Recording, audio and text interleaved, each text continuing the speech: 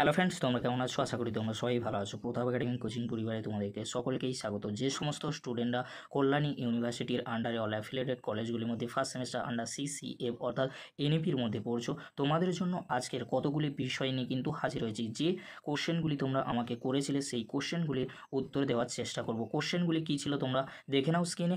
College থেকে admit card কী দেওয়া হবে, এই কোশ্চেনটি তোমরা অনেকেই করেছিলে। কলেজ থেকে রেজিস্ট্রেশন কার্ড কবে দেওয়া হবে, এই কোশ্চেনটিও তোমরা করেছিলে। এবার আসি ফার্স্ট সেমের পরীক্ষা কবে শুরু হবে, এই কোশ্চেনটি তোমরা বারবার করেছো। এই কোশ্চেনের উত্তর দেওয়ার চেষ্টা করব। এবার আসি পরবর্তী যে কোশ্চেনটি তোমরা সকলেই করেছিলে, কোন পেপারের পরীক্ষা কোথায় হবে, অর্থাৎ তোমাদের পরীক্ষা হোম সেন্টারে হবে না এআইএস সেন্টারে হবে। আর তোমাদেরকে বলে রাখি যে কোশ্চেনটি তোমরা অনেকেই করেছিলে সেটি হলো একটি পেপারে পাস মার্ক কত, এই কোশ্চেনের উত্তর দেওয়ার চেষ্টা করব।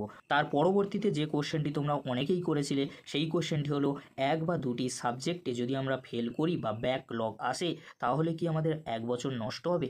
এই কোশ্চেনের উত্তরগুলো জানতে হলে অবশ্যই তোমাদের ভিডিওটি শেষ পর্যন্ত দেখতে হবে। চ্যানেলে নতুন হয়ে থাকলে চ্যানেলটি সাবস্ক্রাইব করে রাখো, পাশে থাকা বেল আইকনে প্রেস করে অল নোটিফিকেশান অন করে দেবে।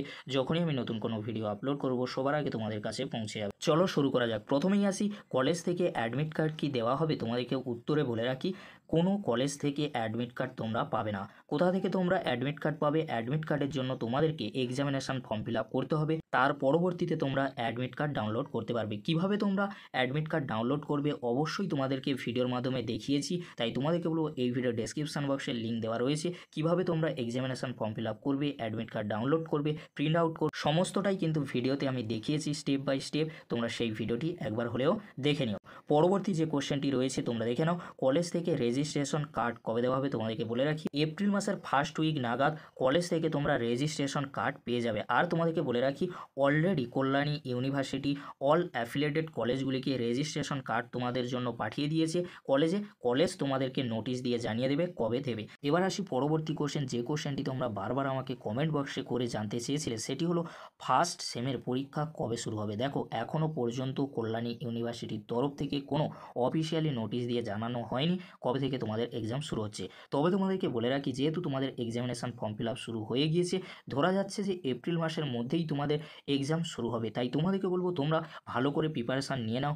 এপ্রিল মাসের মধ্যেই তোমাদের এক্সাম নিয়ে নেওয়া হবে, কারণ তোমাদেরকে বলে রাখি যেহেতু 19শে এপ্রিল থেকে লোকসভা নির্বাচন শুরু হয়ে যাচ্ছে, এর মধ্যেই এক্সাম কন্ডাক্ট করা কখনোই সম্ভব নয়। তোমাদেরকে বলে রাখি যেহেতু তোমাদের এক্সামিনেশান ফর্ম ফিল আপ শুরু হয়ে গিয়েছে, তোমাদের এপ্রিল মাসের মধ্যেই এক্সাম নিয়ে নেওয়া হবে। নদিয়া ও মুর্শিদাবাদের জোনের মধ্যে কল্যাণী ইউনিভার্সিটির অল অ্যাফিলিয়েটেড কলেজগুলি রয়েছে। এই কলেজগুলিতে যখন লোকসভা নির্বাচন থাকবে না, অর্থাৎ নদিয়া ও মুর্শিদাবাদ জোনের মধ্যে যখন লোকসভা নির্বাচন থাকবে না, সেই মুহূর্তেই ফার্স্ট সেমিস্টার আন্ডার সিসিএফ অর্থাৎ এনইপি স্টুডেন্টদের এক্সাম কন্ডাক্ট করানো হবে। তাই তোমাদেরকে বলবো তোমরা ভালো করে প্রিপারেশন নাও। তোমাদের এক্সাম মেবি এপ্রিল মাসের মধ্যেই হতে চলেছে। যদি কারণবশত এপ্রিল মাসে এক্সাম না হয় তাহলে তোমাদের এক্সাম লোকসভা নির্বাচনের পরেই হওয়ার সম্ভাবনা রয়েছে।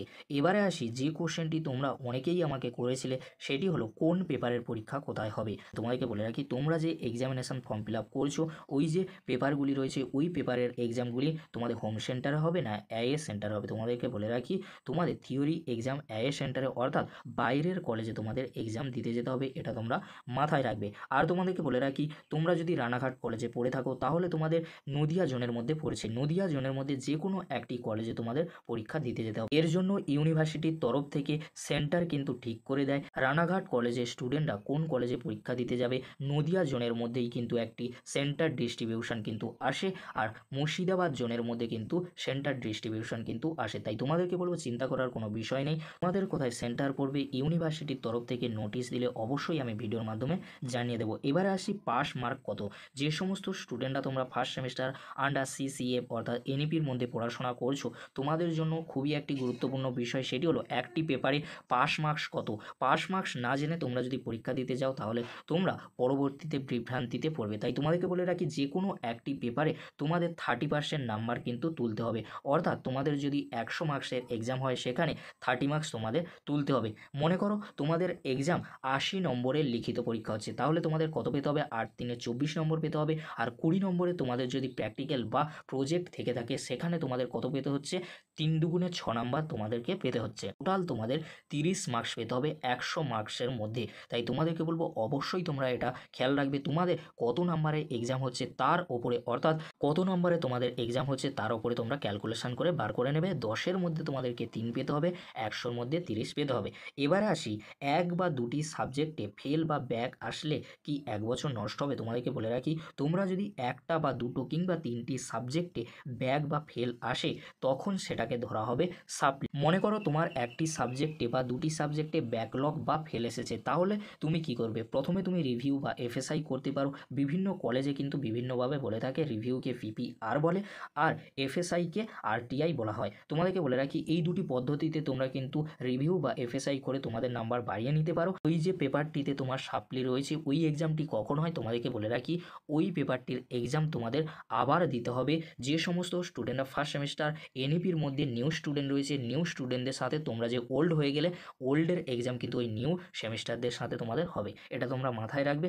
তোমরা সিবিসিএস এর মধ্যে পড়ছো না, তোমরা সিসিএফ এর অর্থাৎ এনইপির মধ্যে পড়ছো, এটা তোমরা মাথায় রাখবে। তাই তোমাদেরকে বলবো কেউ সাপ্লির চক্করে যেও না, তোমরা ভালো এক্সাম দেবে, ভালো মার্কস পাবে, অবশ্যই ভালো রেজাল্ট করবে। তাই তোমাদেরকে বলবো সাপ্লি জিনিসটা কিন্তু অত্যন্ত খারাপ। আরও একটি গুরুত্বপূর্ণ কথা বলে রাখি, তোমরা যদি সাপ্লি পেয়ে থাকো তোমরা সেকেন্ড সেমিস্টারে এক্সাম দিতে পারবে। মনে করো তোমার ফার্স্ট সেমিস্টারে অনেকগুলি পেপারে সাপ্লি বা ব্যাকলগ কিংবা ফেল এসেছে, তাহলে কি তোমরা সেকেন্ড সেমিস্টারে উঠতে পারবে না? তোমাদেরকে বলে রাখি সেকেন্ড সেমিস্টারে তোমরা উঠতে পারবে, এক্সামও দিতে পারবে।